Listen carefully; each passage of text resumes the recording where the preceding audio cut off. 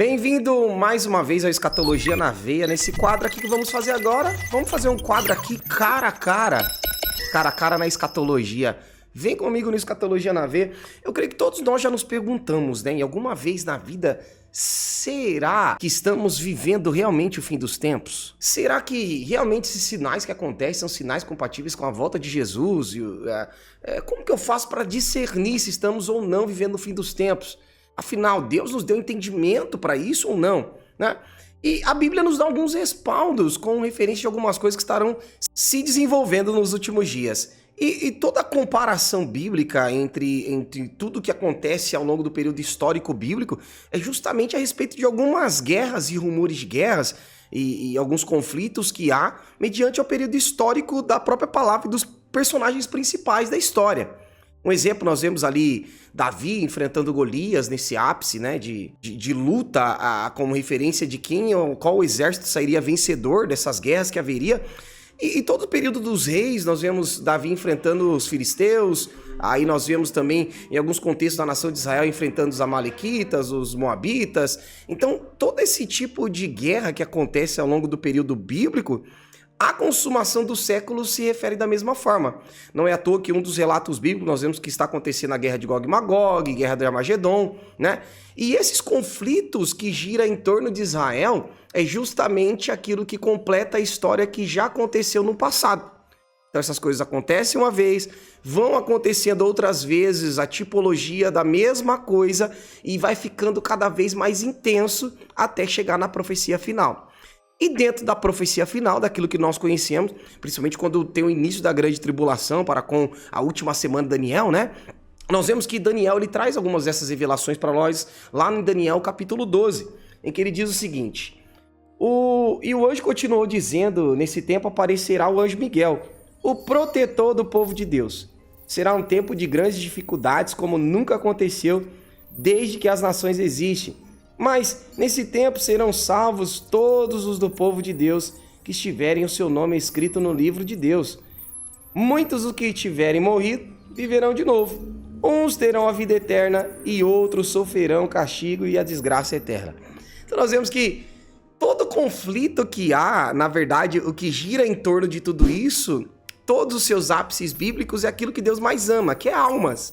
Não é à toa que nos últimos conflitos que vai haver, quando Miguel, que é o protetor de Israel, quando ele se levanta em favor do povo de Deus, que é justamente sobre Jerusalém, tanto que a última semana de Daniel relata que é justamente para a expiação das dores de Jacó, né, os pecados de Jacó, que continuam sendo acumulados até o dia da ira, em que Deus então manda as duas testemunhas para pregar para a nação de Israel e eles se converterão ao Cristo.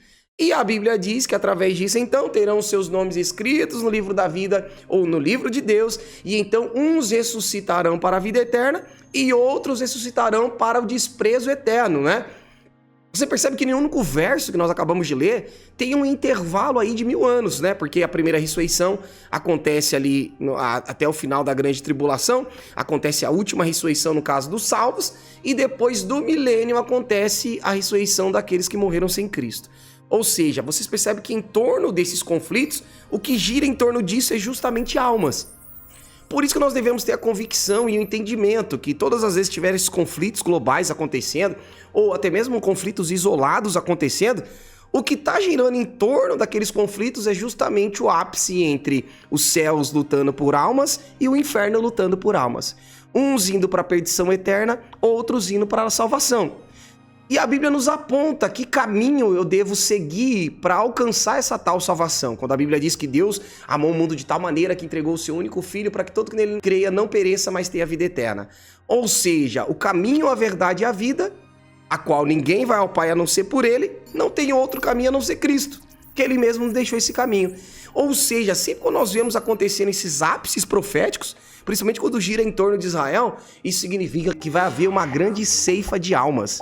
Ou seja, uns para a perdição e outros para a salvação. E não é à toa que a Bíblia continua dizendo, então, a partir do verso 3, os mestres e sábios, aqueles que ensinam muitas pessoas a fazerem o que é certo, brilharão como as estrelas do céu, com um brilho que nunca se apagará. fazendo uma referência do corpo glorificado que teremos, né, a respeito da ressurreição dos mortos, em que a Bíblia então profetiza que nós, ao ressoar da trombeta de Deus, não é a última trombeta do Apocalipse, é a trombeta de Deus, ou seja, a Tequia Gedolá. Ele está então nos induzindo que nós teremos então o corpo glorificado e brilharemos como as estrelas do céu. Assim como cada estrela tem o seu brilho, assim cada um que se dedica mais à sua vida em Deus terá um brilho diferenciado um do outro. Por isso então que nós teremos um corpo completamente transformado. E a Bíblia chama esse corpo de glória. Então tudo que gira em torno em relação ao prêmio da vitória em que nós lutamos e alcançamos o alvo, que é Cristo Jesus, você percebe que todo o tempo que está girando em torno disso são almas. Sempre foi e sempre será. Desde o início da criação até a consumação dos séculos. Quando nós vemos tudo isso acontecendo, assim como Adão então cai, e agora, assim como Deus havia dito, se ele comesse do fruto da árvore do conhecimento do bem e do mal, eles morreriam. Isso continua até o momento, então, da ressurreição dos mortos, em que nós teremos um corpo glorificado. Ou seja, desde o Éden até a consumação dos séculos, temos uma guerra imensa e por uma única coisa, por salvação. Única coisa, pela sua e a minha alma. Ou seja, quem está vencendo mediante ao mundo espiritual transfigurado no mundo carnal sobre a sua vida? Os céus, então, está tendo uma grande influência na sua vida ou o reino das trevas? Pois a Bíblia diz que somente os santos é que verão a Deus. Somente aqueles que verdadeiramente se dedicam a Deus, exatamente é que vão se cumprir naquele grande dia que ele dirá: vindes, benditos de meu Pai, para o reino que vos foi preparado desde a fundação do mundo. Ou seja, desde a fundação existe um reino preparado e também existe uma guerra para que você não entre nesse reino. E a escolha é totalmente sua. Maranata! Fui! Se você gostou desse vídeo, curta, compartilhe, ative o sininho, deixe seu like e comente aqui o que você acha desses vídeos mais curtos, algo completamente dentro da palavra, esse mocotó que nós trazemos aqui, uma forma bem fundamentada na palavra, mas com vídeos mais curtos. Comente, curte, compartilha e ative o sininho. Maranata, fui!